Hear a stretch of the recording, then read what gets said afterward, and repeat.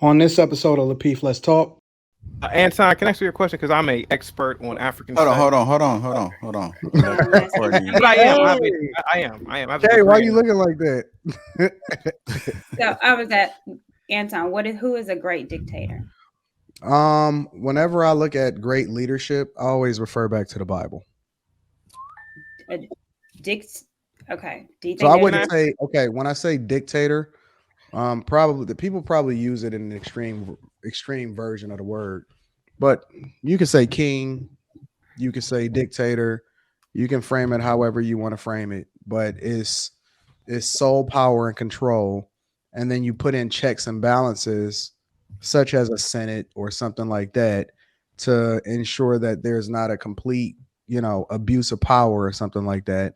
But outside of that, there really only needs to be, one voice of reason and a lot of other people assisting this person in order to feed them the right information. Also, we have all these conversations about women and the nature of women. Women need to be led. Women are like children. Women, da, da, da, da. So if we believe that, then why are we still having these conversations and not showing up as men, as the leaders that can say, okay, you said that, that's what you believe. Okay, I'm gonna feed you the point. Okay, you didn't get the point then, boom, let's keep it moving. Okay, now if that was possible, right? Just shout out to BAG. Shout out to BAG. Just say if that was possible, right? All right, y'all, we gotta Hold on. keep it brief so we can move on. For the realer. If that was possible, realer, imagine how this show would go. If I sit here and say, Kay, who the president of the United States? And she said Hillary Clinton. And I said, no, it's not. Oh, but you know what? We're gonna let it go. All right, next talking point. Hey, no, you have to deal with facts. Facts move the conversation. And it's not worth having a conversation if people don't tell the truth. That's my Hold on. No, we can come back to it. Let's get a couple of more responses about, is the black community divided? Go ahead, Kay. Oh, me? I said Kay. Oh, okay. Oh, sorry. That's chaotic. Sorry, I was ready to talk. He was so ready. Who, me? Is the black community divided? Yes. I definitely think that our community is divided. We have not unified under common missions, if you will. Like those things, certain people think we haven't even identified them collectively. And I think that's why there's so much division. Yeah, there are a lot of reasons why there's so much division, but I think just not having a common, cause or like a common vision is a big part of the problem. Okay.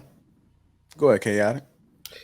Yes, there is a divide in the black community. If we're particularly just talking about the African American community, yes. And in my opinion, and I could be wrong, I just want to state that again.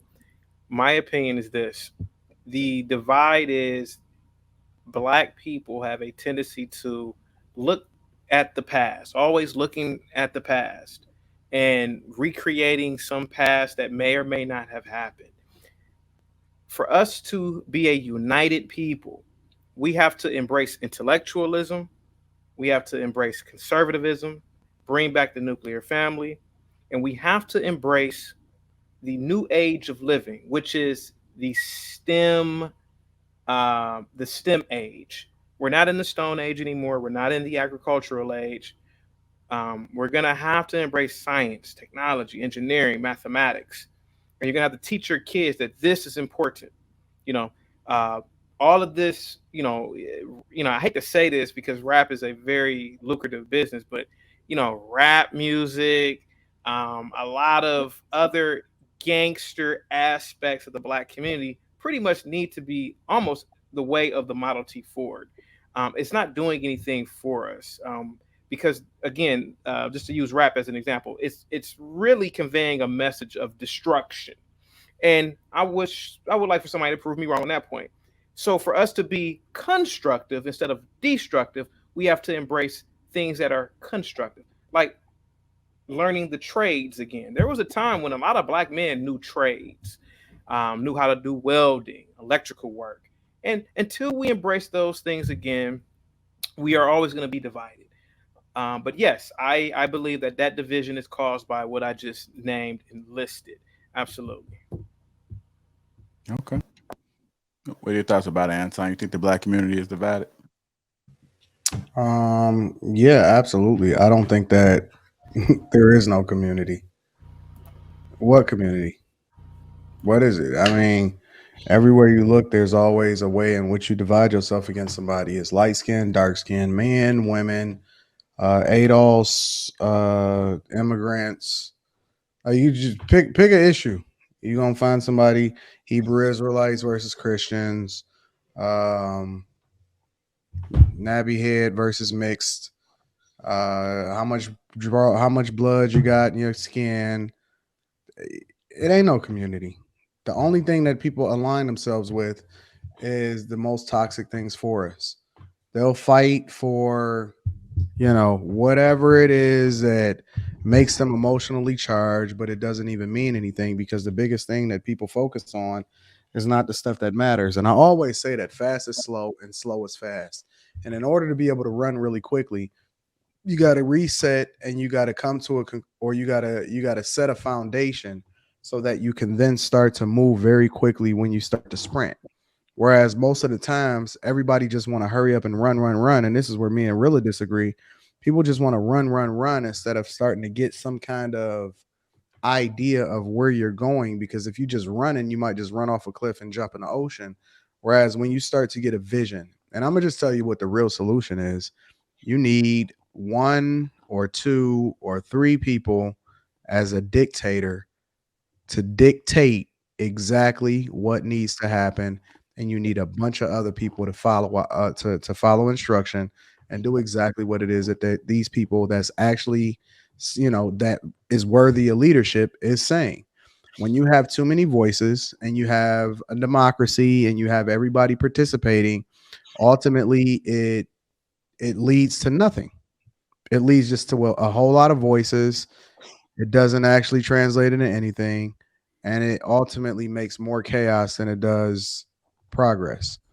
So you find some people that's actually worthy of leadership, and you let them instruct and you let them tell you what to do without any kind of extra. And it doesn't mean that everybody can't have input, but it has to be structure.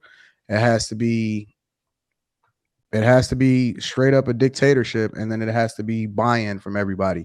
Somehow, some way, you got to get buy-in from everybody, and that's how you solve the problem. But we'll never solve the problem because people have too much freedom, and when you give people the opportunity to choose for themselves, more often than not, they choose wrong. Okay. So, who has been a great dictator? I'm sorry, you was asking me a question. Mm-hmm. Anton, can I ask you a question? Because I'm an expert on African Hold studies. on. But I am. I am. I have a Hey, why are degree you in- looking like that? So I was at Anton. Who is a great dictator? Whenever I look at great leadership, I always refer back to the Bible. Okay. Do you think So I there's wouldn't say, okay, when I say dictator, probably the people probably use it in an extreme version of the word. But you could say king, you could say dictator, you can frame it however you want to frame it, but it's sole power and control.